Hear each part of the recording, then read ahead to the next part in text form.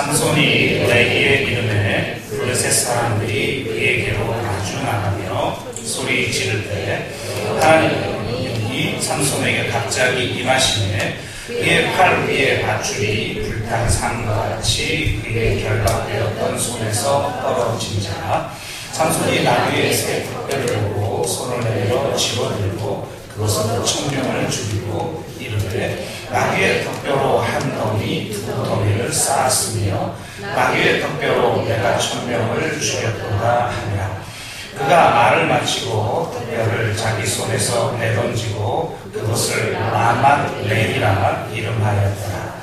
삼손이 심히 목이 말라 여호와께 부르짖어 이르되 주께서 종의 손을 통하여 이 큰 구원을 베푸셨사오나 내가 이제 목말라 죽어서 할례받지 못한 자들의 손에 떨어지겠나이다 하니 하나님이 레이에서 한 우묵한 곳을 터뜨리시니 거기서 물이 솟아나오는지라 삼손이 그것을 마시고 정신이 회복되어 소생하니 그러므로 그 샘 이름을 엘하고레라 불렀으며 그 샘이 오늘까지 레이에 있더라. 블레셋 사람에 대해 삼손이 이스라엘의 사사로 20년 동안 지냈더라.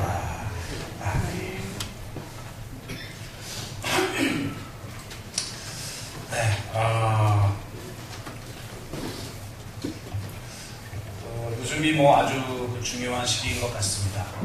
세월호 500일도 지났고요. 또 무엇보다도 이제 가을을 시작하면서 저희가 영적으로 준비하기 위한 특별 새벽 기도를 드리게 되는 때가 가까이 왔는데요. 하나님이 이번에 이제 특별 새벽 기도를 하시기 전에 우리 성도님들과 함께 나누기를 원하시는 말씀을 좀 저에게 주셨는데, 특별 새벽 기도가 한 주 연기됐어요. 이제 밴드를 통해서 미리 공지를 읽으신 분들은 잘 아시겠지만, 그래서 그 말씀은 다음 주에 나누기로 하고, 오늘은 그 삼손에 대한 말씀을 나누기로 하겠습니다. 요즘 수요예배 때 제가 사사기를 격주로 강해를 하고 있는데요. 지난주부터 삼손을 같이 살펴보고 있습니다. 오늘 15장은 이런 장면입니다. 삼손이 여우 300마리의 꼬리에 횃불을 달아서 이 블레셋의 곡식과 포도나무와 감람나무를 다 태워버려요. 그래서 블레셋 사람들이 이스라엘을 괴롭히죠. 그러니까 오늘 15장에서는 이 유다 사람들이 삼손을 잡으러 와요. 장작 3,000명의 사람들을 모아서 삼손을 잡으러 오는 장면입니다. 그래서 삼손이 순순히 잡히는 것 같더니 이제 밧줄을 끊어버리고 나귀의 턱뼈로 천명을 죽이는 이런 장면인데요. 참 유다 사람들을 보면 한심하죠. 블레셋을 향해서는 한 번도 사람을 모아서 전쟁을 해본 적도 없는 사람이 도리어 홀로 외롭게 블레셋과 싸우고 있는 삼손을 잡겠다고 그렇게 사람을 모아서 이렇게 몰려오는 모습을 보면 참 안타깝기 그지없죠. 어떤 분이 그런 말씀을 하시더라고요. 교회에는 두 부류의 교민이 있다. 한 부류는 밖에서는 약한데 안에서는 강한 사람들이 있다. 무슨 말인가 했더니 나가서는 그냥 세상 한가운데서 막 쥐어 터지다가 교회만 오면 막 힘쓰려고 그러는 사람이 있다는 거예요. 반대로 세상에서는 강한데 안에서는 약한 사람이 있다. 세상 한가운데로 보냄받은 자로서 이 세상에서 영적 전쟁에서 승리하고 돌아와서는 공동체 안에서는 겸손하게 낮아지고 약해지어서 섬기는 그런 사람이 있다는 거예요. 그 말을 듣고 어떻게 교인을 그렇게 두 부류로 딱 두고 자르듯이 나눌 수가 있겠는가 이런 생각도 들었지만 한편으로는 일리도 있다는 생각이 듭니다. 유다 사람들은 아마도 밖에서는 약한데 안에서는 강한 사람의 전형을 보여주고 있는 것 같아요. 아니, 블레셋을 향해서는 한 번도 저항해 본 적도 없고 싸워본 적도 없는 사람이 그냥 안에서 삼손을 잡으려고 3,000명이나 되는 사람을 모아가지고 오니 이게 얼마나 참 안타까운 모양새입니까? 여러분, 정말 여러분은 밖에서 강하고 안에서 약한 분들이 되시길 주의 이름으로 축복합니다. 이 안에서 강하고 밖에서 약해서는 안 되겠습니다.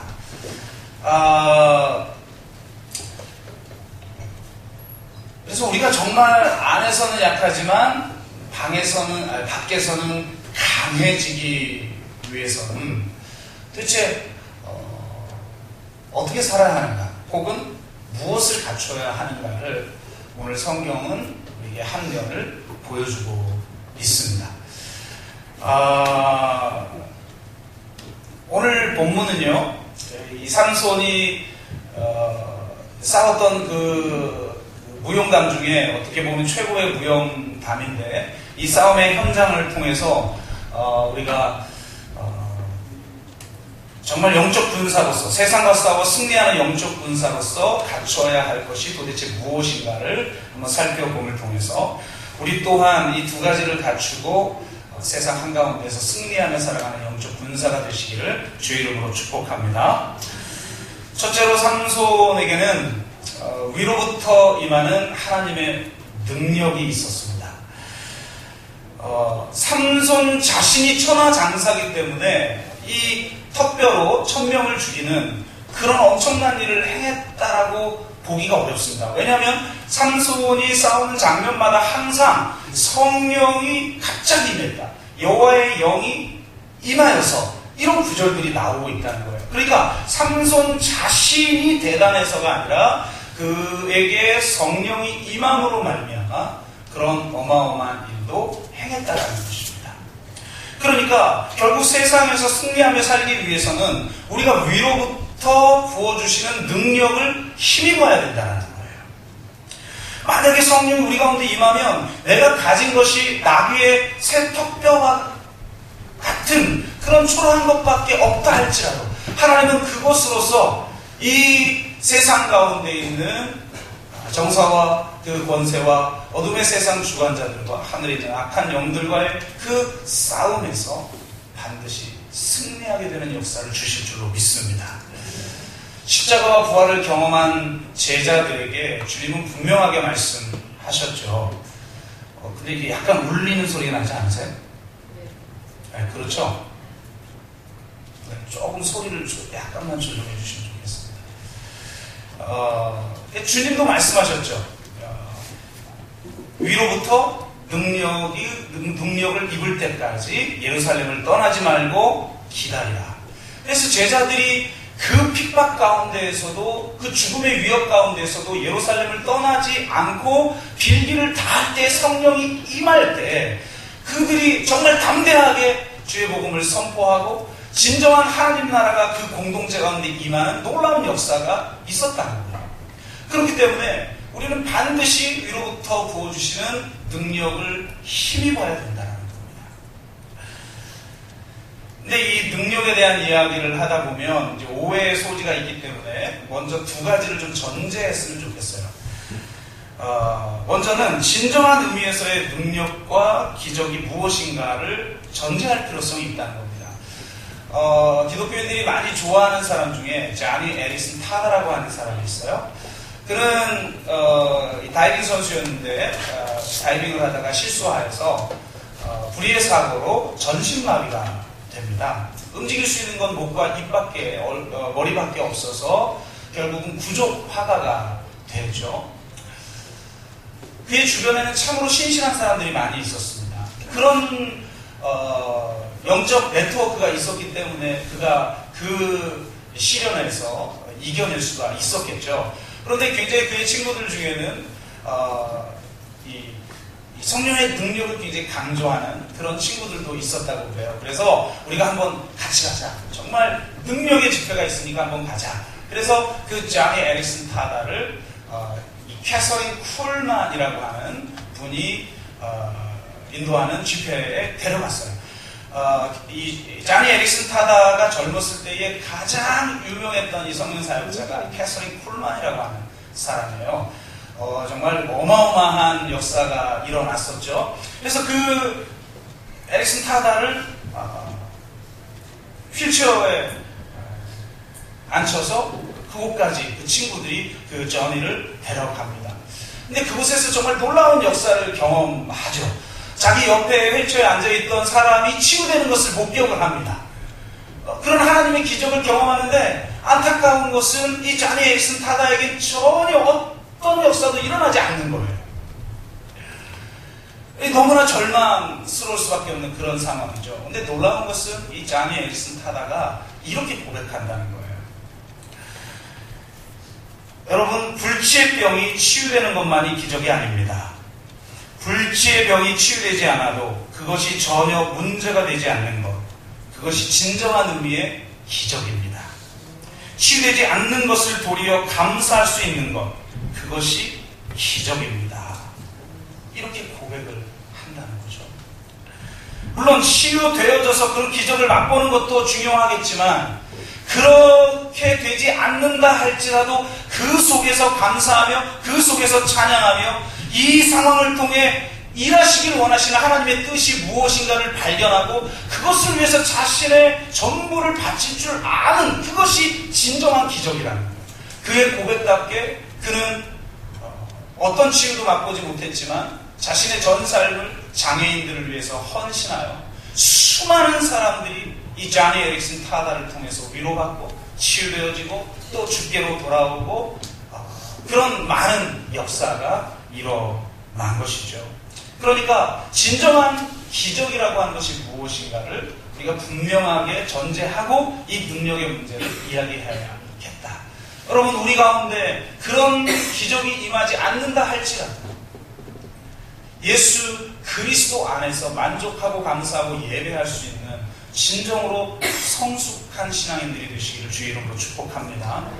두 번째 전제해야 될 것은 우리가 능력을 말하다 보면 자꾸 인간에게 관심을 갖기 시작한다는 거예요. 그래서 능력의 종을 찾아 떠나는 영적 여행을 감행하는 분들이 과거에 좀 있었어요.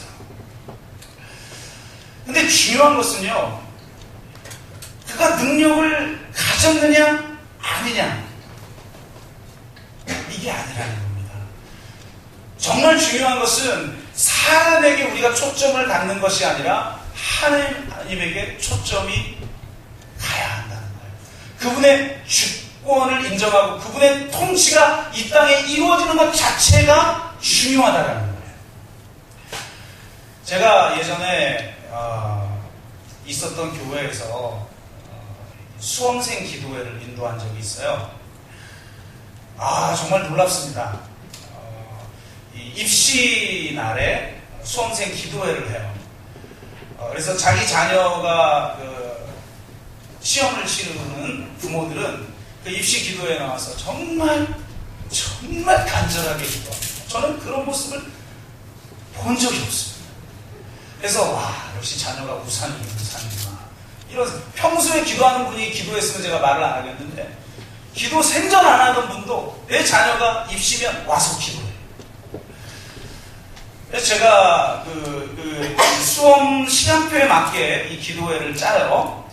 그래서 목사님들이 돌아가면서 한 타임씩을 맞는데 이제 저도 순번이 되어서 한 타임을 맡게 됐어요. 제가 정말 뜨겁게 기도하는 그분들에게 간단하게 메시지 증거하고 찬양하고 기도하고 이런 포맷인데요.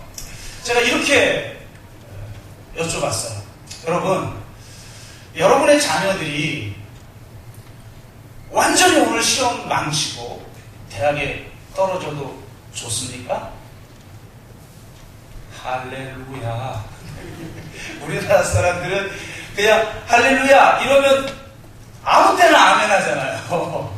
그래서 제가 여러분 우리 아이가 시험 오늘 망치고 대학에 떨어져도 좋습니까? 할렐루야 이렇게 얘기했더니 어떻게 반응했을까요? 여러분 같으면 어떻게 반응하겠어요?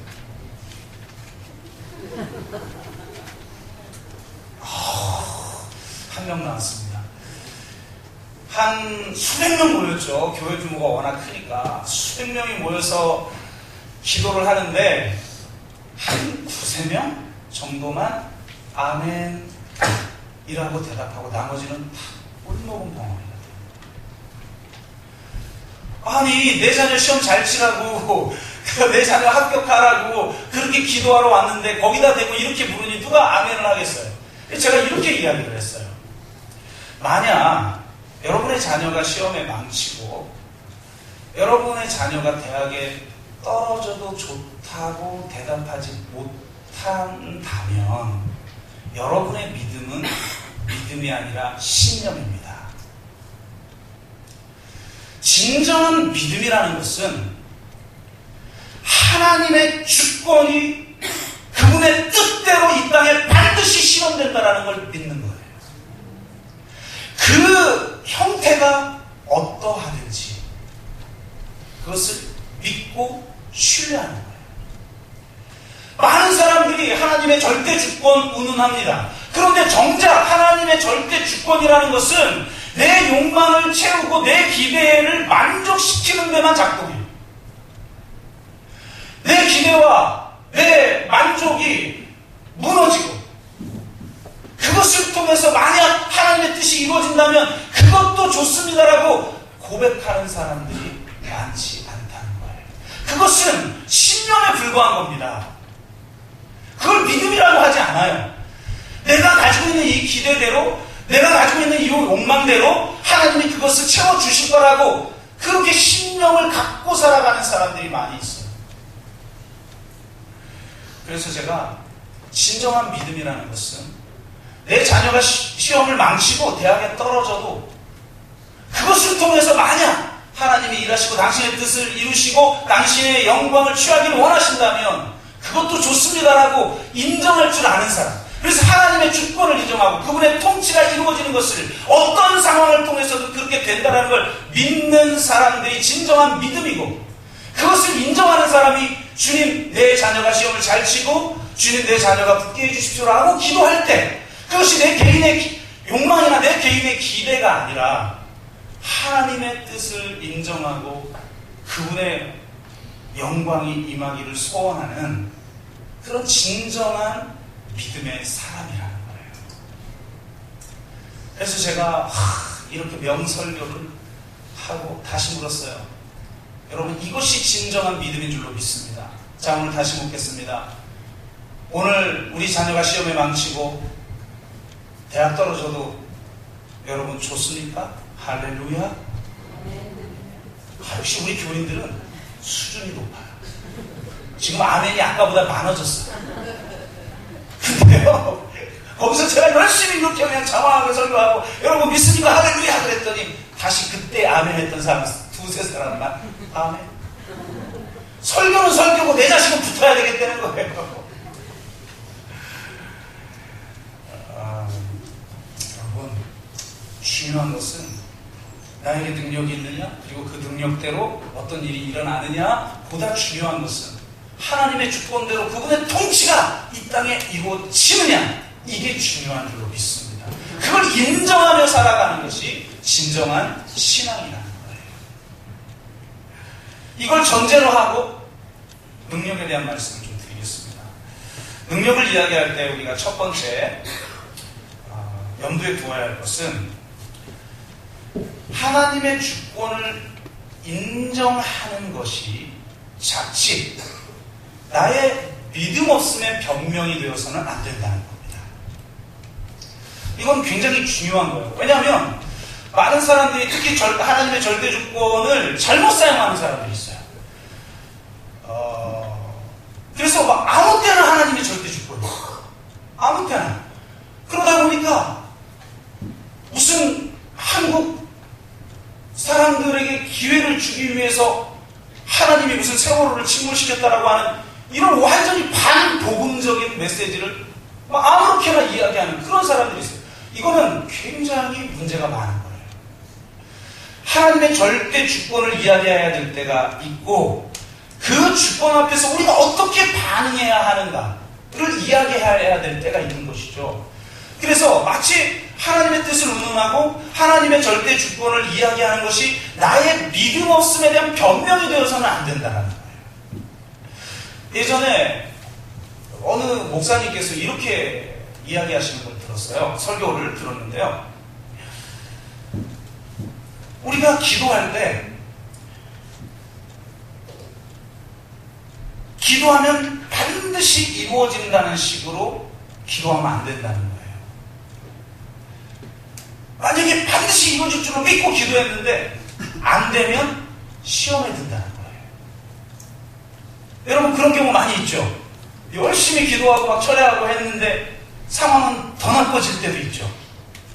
그러니까 막 기도하면 반드시 이루어진다 이런 식으로 기도하지 말고 혹시 병자가 있어서 병자를 위해서 치료할 때에도 이렇게 기도하라는 거예요. 하나님의 뜻이면 치유될 줄로 믿습니다. 이게 무슨 기도예요 이게? 그럼 하나님의 뜻이면 치유되지 그럼 하나만 하는 소리를 하고 있단 말이에요. 물론 일리는 있어요. 일리는. 근데 저는 정말 이루어질 줄로 믿는데 이루어지지 않아서 시험받는 성도가 여러분은 정말 되지 말고 정말 믿었는데 이루어지지 않아도 그분의 주권을 인정하고 어떤 상황 속에서 하나님 앞에 감사하고 찬양하는 사람들이 되기를 주 이름으로 축원합니다. 그런 성도가 되도록 이해해야지 이렇게 믿고 기도했는데 안 되면 시험에 받으니까 시험 받지 말라고 하나님의 뜻이면 치유될 줄로 믿습니다. 하나님의 뜻을 인정하는 것 같지만 사실은 내가 정말 믿지 못하는 것에 대한 변명이 되기가 쉽다는 거예요. 치유를 위한 기도하기 전에 그건 물어야죠. 하나님의 뜻인지 아닌지. 하나님이 치유해 주시길 원한다면 내가 믿음으로 기도하고 하나님이 치유해 주시지 않고 지금 이것을 통해서 어떠한 뜻을 이루기를 원하신다라고 내가 물었으면 아, 내 은혜가 좋다구나 하고 그걸 받아들이고 믿음 안에서 자기의 사명을 가야 되는 거죠. 또 물었는데 답이 없는 것 같다 그러면 성경의 보편적인 답을 붙들고 그냥 기도해야 되는 거죠. 그걸 왜 치유를 위해서 기도할 때 사용합니까? 내가 치유를 위해서 기도할 때 내가 기도하면 주님 그대로 이루어질 줄로 믿습니다 라고 기도를 하시기를 주의 이름으로 축복합니다. 그것은 내가 얼마나 믿음이 강한가 아닌가의 문제가 아니에요. 성경은 우리 자신에게 포인트가 가 있지 않아요. 내 믿음이 얼마나 큰가 아닌가 그게 중요한 게 아니라 내가 믿고 있는 하나님이 어떤 분인가, 내가 믿고 있는 하나님을 성경은 무엇이라고 말하고 있는가, 그 성경에 하나님을 얼마나 위대한 분으로 크신 분으로 이야기하고 있는가 그것을 알고 그것을 단순하게 붙드는 거예요. 그럴 때 역사가 일어나는 것입니다. 제가 예전에 있었던 교회에서 이런 일이 있었어요. 거기는 참 부목사들이 바빠요. 그러다 보니까 한 군데 이렇게 모이기도 쉽지 않은데 아침에 이제 조회를 하고 쫙 교구로 흩어지죠. 그러면 정말 얼마나 바쁘고 일이 많은지 몰라요. 일을 다 보고 이제 잠깐 사무실에 뭘 정리해야 돼서 들르는데 또 다른 교구에는 이제 테이블이 저쪽 건너편에 있는 전사님 한 분이 또 잠시 일을 보기 위해서 들어오셨어요. 근데 조금 있으니까 반대쪽 문에서 이렇게 한 사람이 들어오는데 그 전산실에서 일하시는 김 실장이라고 하는 그런 분이 들어왔어요. 근데 들어오는데 완전히 그냥 파김치가 돼서 들어왔어요. 이유를 전사님이 이제 더 가까이 앉아서 이유를 물어보니까 그때 당시 엄청난 독감이 한 번 유행한 적이 있었어요. 이 독감은 사람 반을 완전히 죽여버리는 독감이에요. 그냥 막 온몸을 이렇게 막 속옷으로 막 찌르는 것 같은 그런 거 있죠. 여러분도 그런 거 해보셨죠? 막 마디 자체를 막 바늘로 찌르는 것 같은 그런 독감. 그래서 이분이 한숨도 자지 못하고 완전히 그냥 막 파김치가 되고 막 콧물을 질질 흐리고 이렇게 들어오신 거예요. 그래서 전사님 제가 어제 죽다 살았어요. 그래서 이렇게 대화를 하는 거예요. 그러니까 그 전도사님이 저기 있던 전도사님이 하는 말이 그래? 그러면 저기 능력의 종한테 가서 안수 한번 받아. 그래서 제가 양옆을 좀 봤죠. 누구지? 아무도 없는 거예요. 그러면서 그래요? 제가 그러면 목사님한테 안수 받아. 왜 나한테 보내고 왜 자기가 하지? 근데 야, 이거 참 실컷 나한테 보냈는데 내가 실컷 기도해주는데 아무 역사가 일어나지 않으면 이건 참 목회자로서 권위도 좀 떨어지고 그렇다, 이런 생각이 드는 거죠. 그런데 정말 여기서 중요한 포인트인 거예요. 여기서 내게 어떤 은사가 있느냐, 치유 은사가 있냐 없냐, 내가 얼마나 강력한 능력이 있느냐 없느냐, 여기에 포인트가 아니라는 거죠. 하나님의 말씀에 뭐라고 기록해 놓고 있는가. 나는 능력도 없고 나는 연약한 자이지만 성경에 기록한 하나님은 크신 하나님이라는 거죠. 그 하나님을 단순하게 붙들고 기도하는 거예요. 그게 가장 포인트인 거죠. 그래서 오길래 제가 안수를 하고 기도를 했어요.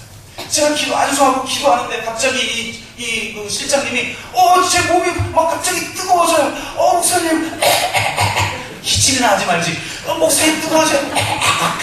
막 이러더니 안수를 받고 갔어요.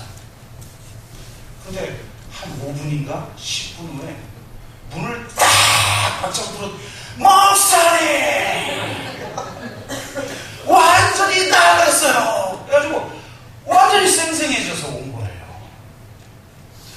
그래서 제가 여기서 강조하는 게 뭐냐, 내가 어떤 은사를 받았냐, 나에게 능력이 있냐 없냐, 내 믿음이 얼마나 크냐 작으냐, 여기에 관심 갖지 말라는 거예요. 내가 믿고 있는 하나님이 어떤 분인가, 그분이 어떤 말씀을 하셨는가를 단순하게 그냥 붙들고 막 떨리기도 하고 막 의심이 들기도 하고 할지라도 그 믿음만큼은 포기하면 안 된다는 거죠.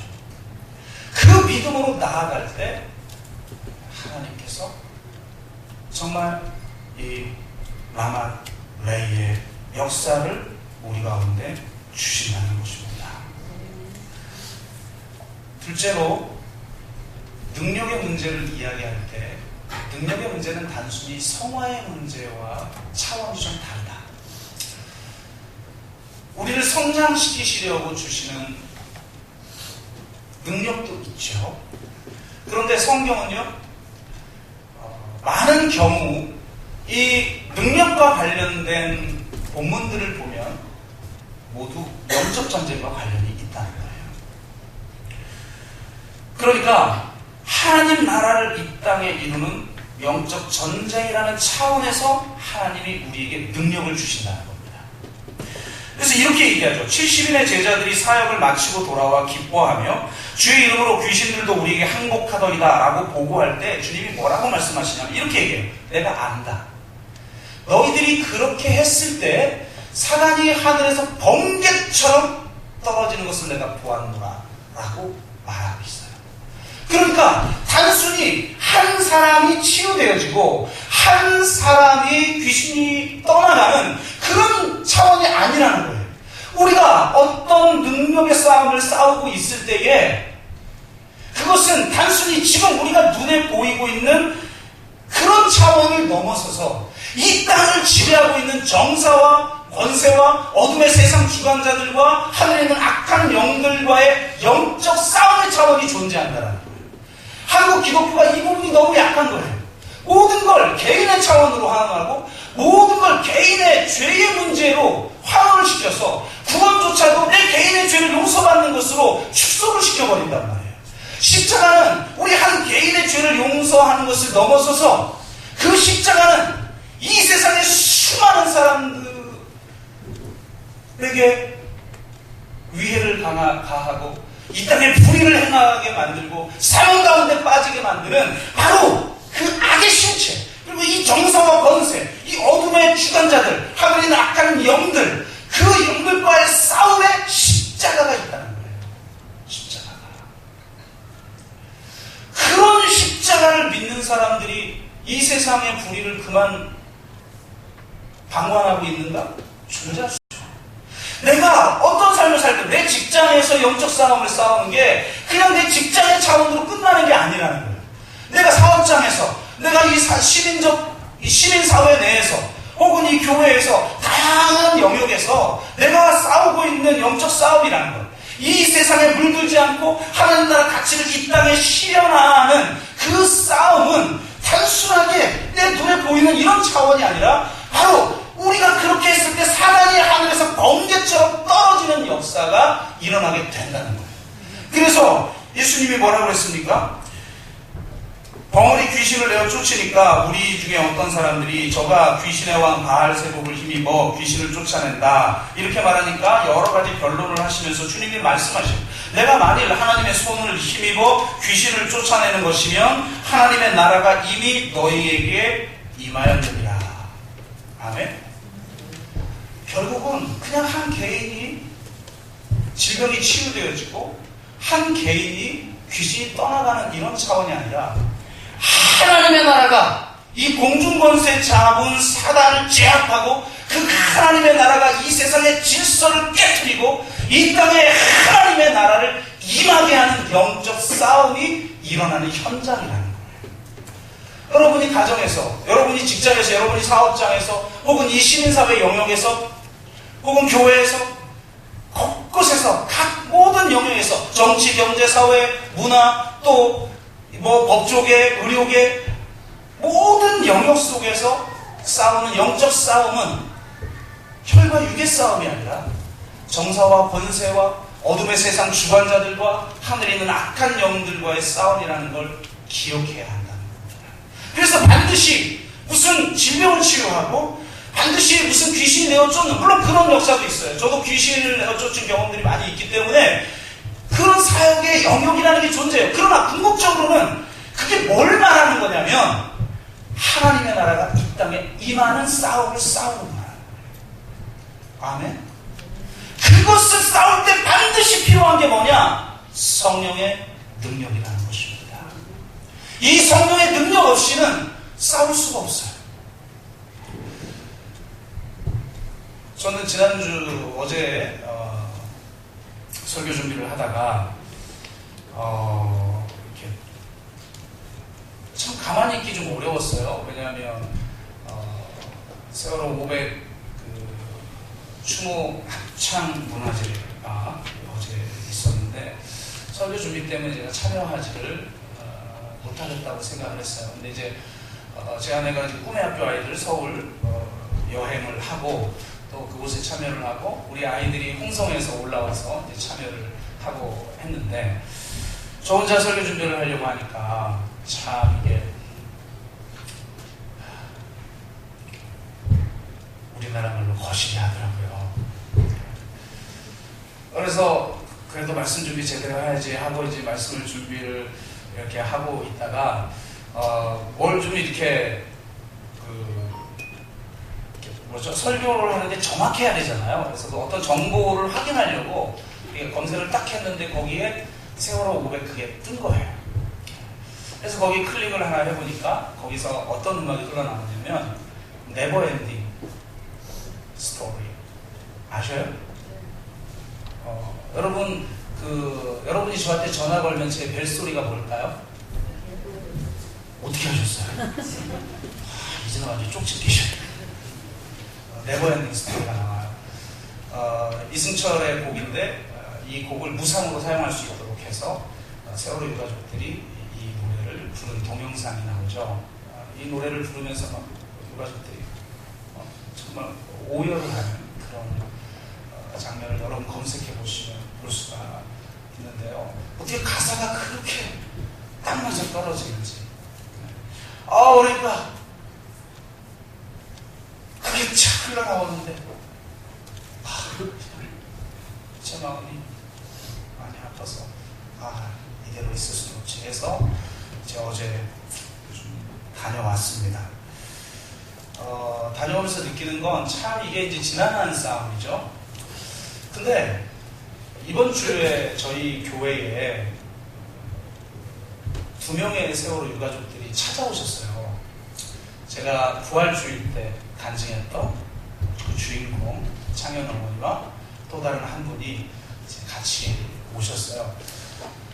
그래서 이제 여러 가지 대화를 나누는데 참 그분이 여러분 어떤 분이라고 제가 소개해 드렸잖아요. 정말 기도 많이 하고 40일 새벽 기도를 하면 모든 교인들이 다 나갈 때까지 끝까지 남아서 기도했던 아주 신실한 분이잖아요.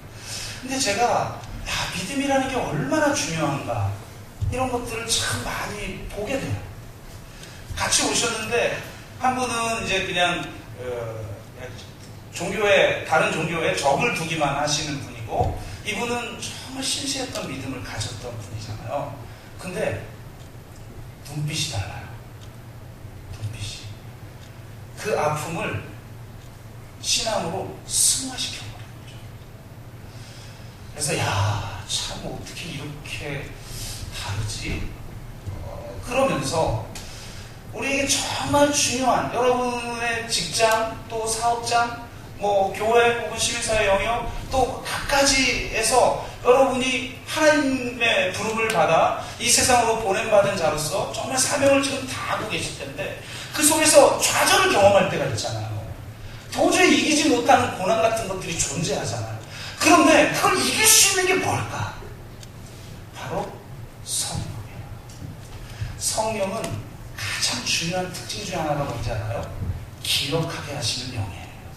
그러니까 제자들이 예수님이 떠날 때 다시는 못 보는 것에 대해서 막 안타까워할 때, 너희를 고아처럼 버려두지 아니하리라. 그리고 내가 너희에게 가르쳤고 너희에게 했던 모든 것들을 뭐라며? 기억나게 하리라. 그래서 바로 이 그분이 행하셨던 일과 그분의 십자가와 그분의 부활을 기억하게 하고, 그분의 십자가와 그분의 부활에 참여하도록 하는 영이 성령이시라는 거죠. 그렇기 때문에 예수 그리스도가 십자가에서 이기셨다, 정사와 권세를 이기셨다라는 것을 믿는 자들은 절대로 어떤 좌절에도 무너지지 않는 줄로 믿습니다. 진정으로 우리에게 그러한 성령의 능력이 있어야 됩니다. 그 성령의 능력을 통해서 어떤 환난과 핍박도 능히 이겼던 초대교회의 교인들처럼 우리 가운데 그런 성령의 능력이 임함으로 말미암아 이 세상에서는 강하고 교회에서는 약한 그런 분들이 다 되시기를 주의 이름으로 축복합니다. 우리 교회가 우리에게 주어진 그 사명을 감당하기 위해서는 반드시 이 성령의 능력에 사로잡혀야 된다. 그래서 이 라말레이의 역사, 그것을 경험하여야 할 줄로 믿습니다. 두 번째로는요, 삼손에게는 육체적 활력이 필요했습니다. 성경을 읽다 보면 왜 꼭 이렇게 흘러가지? 할 때가 있어요. 예를 들면 지금 삼손이 성령이 임하니까 나귀 턱뼈 하나로 1000명을 상대했단 말이에요. 그리고 다 끝나고 나니까 죽겠는 거예요. 그러니까 번아웃 된 거죠. 탈진이 찾아온 거예요. 탈진이 와가지고 내가 나를 이렇게 사용하셔놓고 이제 내가 목말라 죽게 생겼다. 나를 목말라 죽이셔가지고 블레셋 손에 넘길 거냐, 이렇게 때렸어요. 그러니까 참 우리가 연약한 구석이 다 있는 것 같아요. 그냥 막 때렸으면 우리 같으면 어떡하요? 여러분이 하나님이면 어떻게 하겠어요? 다시 성령의 능력을 막 물뜻 일으켜가지고 펄떡 일어나가지고 유유히 그 가운데를 빠져나가게 이렇게 했었을 것 같은데, 성경에 보면 어떻게 했죠? 묵묵한 곳을 터뜨려, 묵묵한 곳을 터뜨려 물을 내신 거예요. 그리고 그 물을 먹고 회복하게 하신 거예요. 그래서 그곳을 엔핫고레라고 이야기합니다.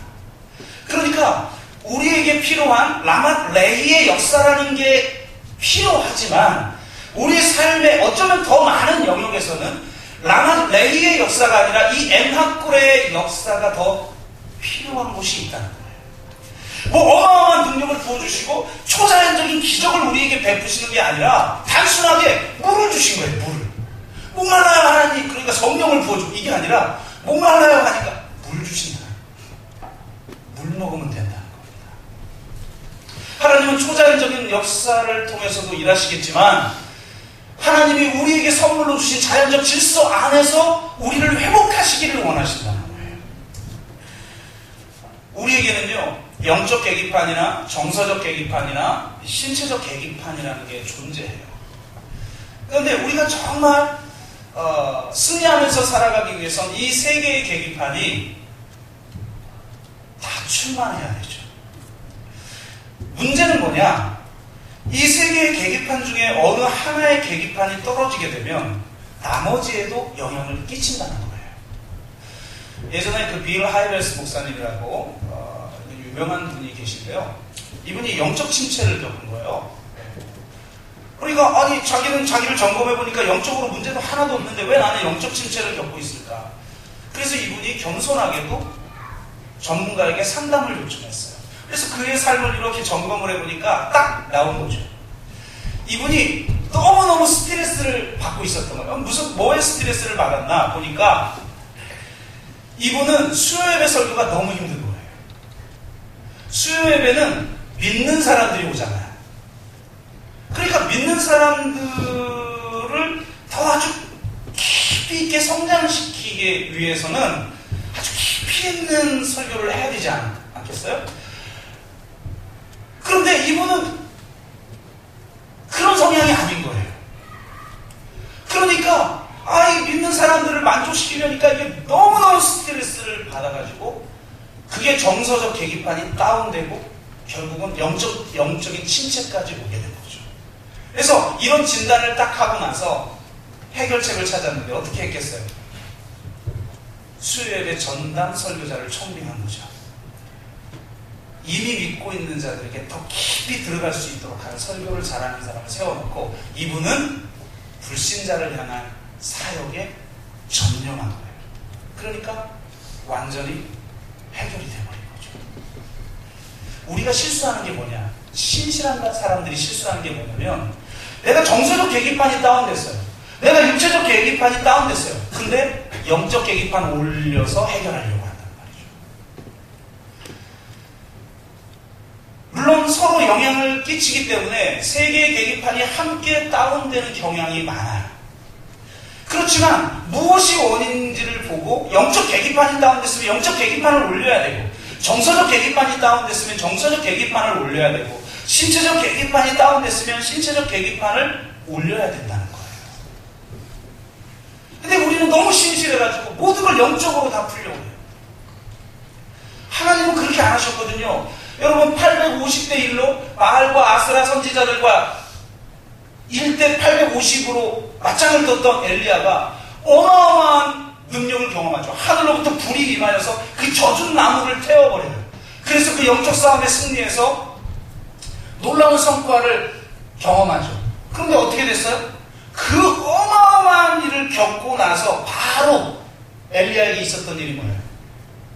아합의 아주 못된 아내 이세벨이 그 엘리야를 잡아 죽이려고 하는 소식을 듣고 도망가면서 저 로뎀나무 아래에 누워가지고 하나님 앞에 하나님 이게 뭐냐고 나 혼자 열심히 싸우고 있고 그런데 결국 성과라는 건 이세벨이 나를 잡아 죽이려고 하는 성과밖에 없고 차라리 나를 죽이라고. 그러니까 이 보면 능력의 사람들은 희한한 역동이 좀 있어요. 극단적이에요.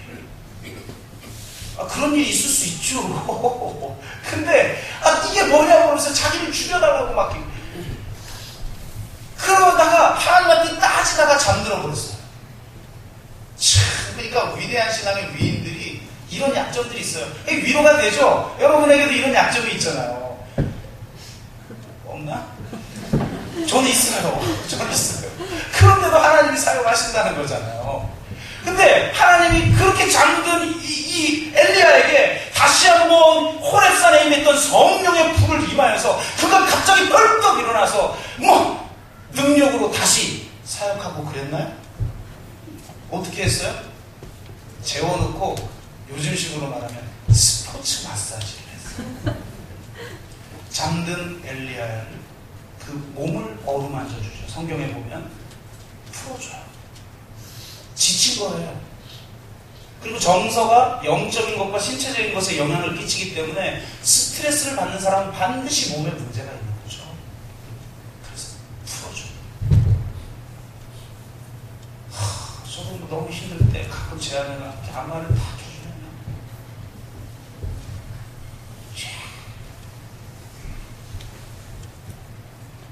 마사지를 해주신 다음에 깨니까 먹여요. 기도하라고 그러지 말고 먹이세요. 저는 특히 먹여야 돼요. 먹여요. 그리고 배부르니까 다시 자요. 그러니까 또 하나님이 그의 몸을 어루만져줘요. 여기 보니까 6일 동안 참 세상죄를 쥐고 가는 그런 삶을 살다가 오신 분들이 너무 많아요. 딱 자세를 보면 보이잖아요. 벌써 어깨가 이렇게 지금 올라가 있는 앉혀주잖아요. 그렇게 해서 치유하고 회복해 하신다는 거예요. 제가 섬겼던 교회 중에 군목 시절에 군산에 있었던 집사님의 간증이 너무 재밌었는데, 이분이 두통이 너무 심했대요. 그래가지고 한 5년간 두통을 앓았는데요. 정말 신실하고, 이분은 새벽 예배는 안 빠져요. 새벽 예배 가서 기도하고, 철야 때 기도하고, 막 금식 기도하고, 40일 작정 기도하고, 이야, 주여 믿습니다 하고 기도했는데, 어떻게 됐을까요? 계속 두통. 5년간 두통을 앓아봐요. 두통 앓은 분이 이게 얼마나 큰 고통인지 아실걸요? 그렇게 두통을 앓다가 이분이 군산으로 왔는데, 이 군산은요, 미군 비행장이 있어요. 미군 얘기하면 그러네. 하여튼 미군 비행장이 있는데 복지의 수준이 한국 군인하고 미군하고 차원이 달라요. 그래서 거기에 미군들이 사용하는 헬스장이 기가 막히게 돼 있어요. 그거를 한국 군인도 사용하게 하고 또 가족들도 사용하게 해줘요. 저도 가서 운동을 좀 했었는데요. 아우, 창피해서 못 가겠어요. 흑인들이 막 어마어마한 바벨을 막 아이고, 그렇다고 쳐. 여자들이 와가지고 제가 들고 있는 것에 한 4-5배를 들고 이러고 있어요. 그거에 4분의 1 끼워놓고 저는 창피해서. 근데 놀라운 거, 이분이 군산 비행장에 와서 운동을 시작했어요. 두통이 어떻게 됐을까요? 깨끗이 사라졌어요. 기도하지 말고 운동하세요. 이게 굉장히 중요한 것이죠.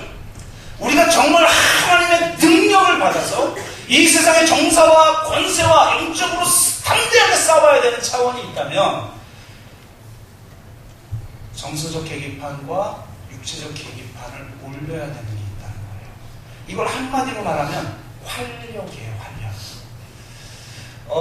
이 앤서니 로빈슨이라고 하는 사람이 있어요. 저는 별로 좋아하는 사람은 아닌데, 이 자기계발서류의 책을 쓰는 사람이에요.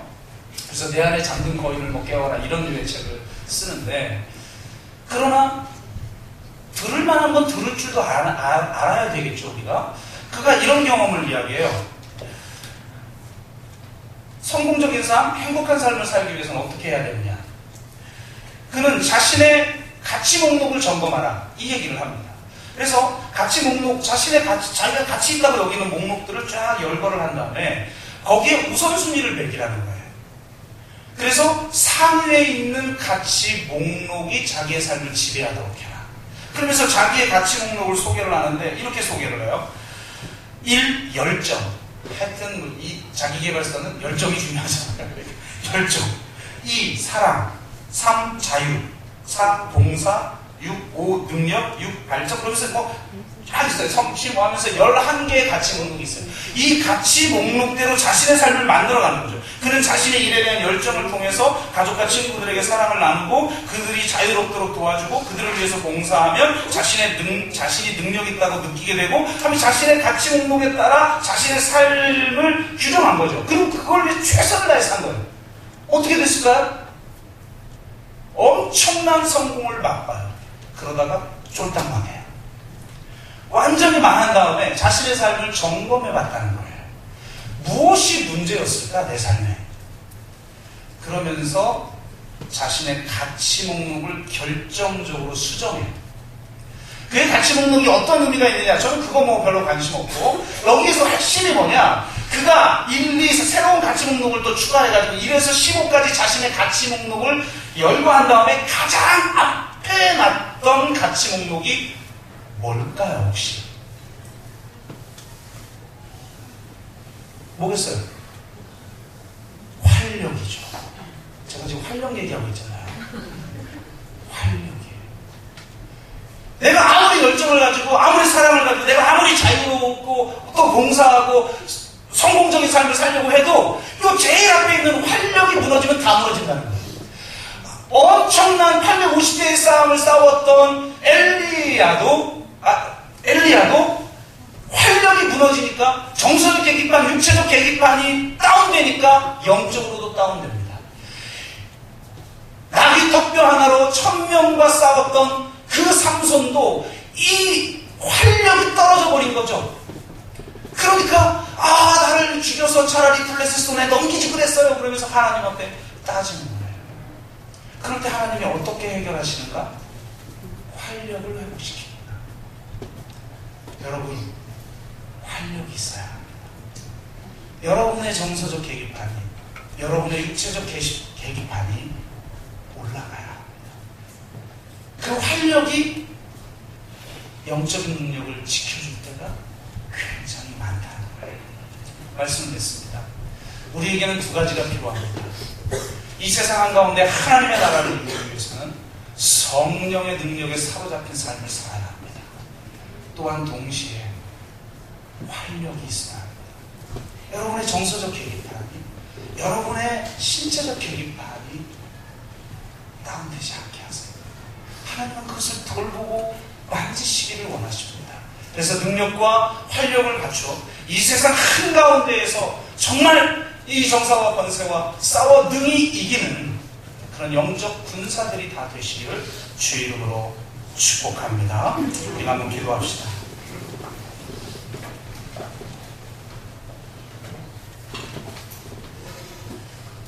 여러분, 혹시 영적 계기판이 땅에 떨어져 있습니까? 정서적 계기판이 바닥을 치고 있습니까? 혹은 신체적 계기판이 아주 낮은 수치를 가리키고 있습니까? 그러다 보면 계속해서 눌리고 무기력하고 쉽게 낙심하고 절망하며 살아가게 됩니다. 하나님은 그 모든 부분을 만지시기를 원하십니다. 지금 여러분의 육체가 너무나도 지쳐있다면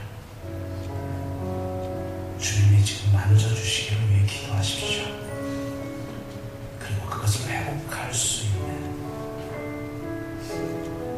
삶의 결단들을 하십시오.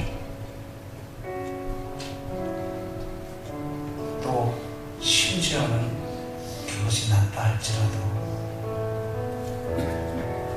자미 에릭슨 타다처럼 그 열악한 가운데에서도 하나님의 은혜를 경험하는 차원도 있음을 깨닫고 주님 위로부터 위로와 능력을 부어주옵소서. 그래서 이 세상 한가운데로 나아가 이미 십자가에서 이기신 그 이기심을 붙들고 세상 한가운데 승리하는 영적 싸움, 이 땅에 하나님의 나라를 임하게 하는 영적 싸움을 싸우게 하여 주옵소서. 그렇게 우리가 한번 기도하도록 하겠습니다. 같이 기도합니다. 사랑의 아버지 하나님, 감사합니다. 정말 이 땅에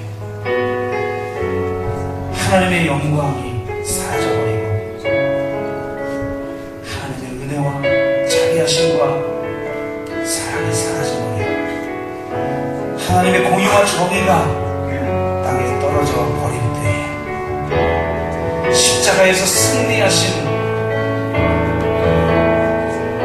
주님의 이름을 붙들고 성령의 능력에 사로잡혀 이 땅 한가운데로 나아가 영적 싸움을 통해 이 땅에 하나님의 나라를 이루는 우리들에게 성령의 능력이 필요한 줄로 믿습니다.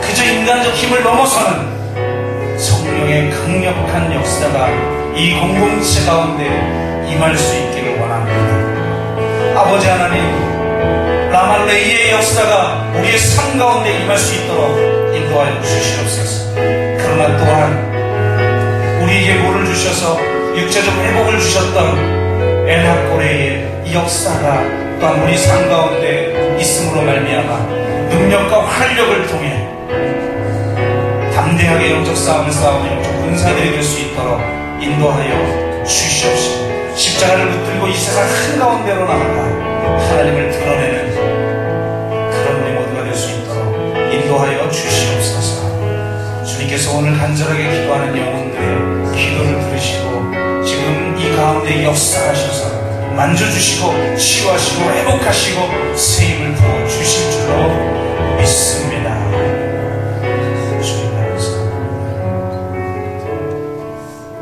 하나님, 우리에게 능력을, 위로부터 부어주시는 능력을 힘있게 하시고 활력을 회복케 하시는 하나님께 감사를 드립니다. 능력과 활력을 갖추어 끝까지 십자가 붙들고 힘있게 영적 싸움을 싸우는 영적인 군사들이 다 되게 하여 주실 줄 믿사옵고 감사드리며 예수 그리스도의 이름으로 기도드리옵나이다. 아멘.